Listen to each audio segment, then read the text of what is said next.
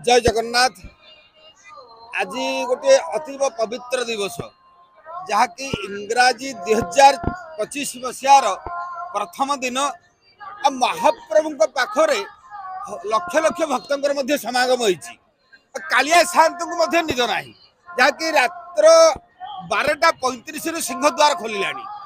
महाप्रभु को दर्शन करने भक्त मैंने आसी आपण माध्यम ए अकिंचन पद्मनाभ यही संदेश ही दब सारा विश्ववासी एवं भारत वर्षर एथि सहित आमर उत्कल प्रदेशर समस्त मानव मान कल्याण महाप्रभु करंतु आ वर्षटी समस्त शुभप्रद हो।